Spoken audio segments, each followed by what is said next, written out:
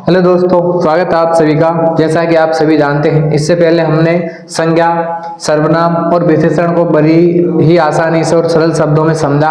आज हम समझेंगे क्रिया यानी वर्ब के बारे में।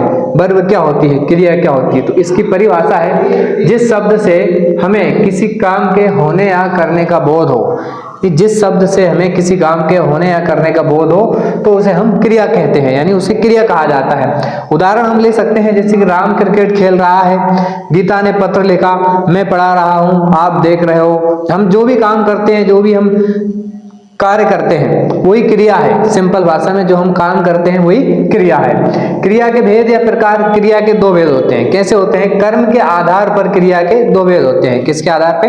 कर्म के आधार पर क्रिया के दो भेद होते हैं। पहला है आकर्मक और दूसरा होता है सकर्मक। तो दोस्तों, अब हम समझेंगे क्रिया विशेषण के बारे में। क्रिया विशेषण जिसको इंग्लिश में एडवर्ब कहा जाता है। क्या कहा जाता है? एडवर्ब।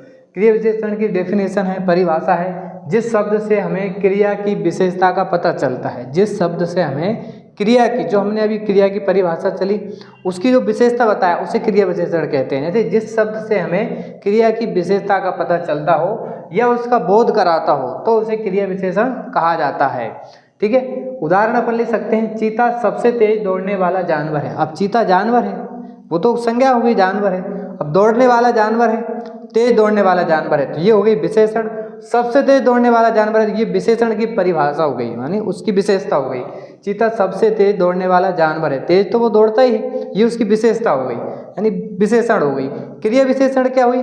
जो सबसे तेज दौड़ रहा है, ये उसकी क्रिया विशेषण हो गई, यानी उसकी विशेषता हो गई। ठीक है, क्रिया विशेषण के भेद या प्रकार। क्रिया विशेषण भी चार प्रकार की होती है, चार भेद होते हैं उसके। पहला आता है कालवाचक क्रिया विशेषण, दूसरा रीतिवाचक क्रिया विशेषण, तीसरा आता है स्थानवाचक क्रिया विशेषण, चौथा और आखिरी हमारा आता है परिमाणवाचक क्रिया विशेषण। आशा है आपको ये पार्ट अच्छी तरीके से समझ में आई होगी, क्रिया विशेषण। Thank you.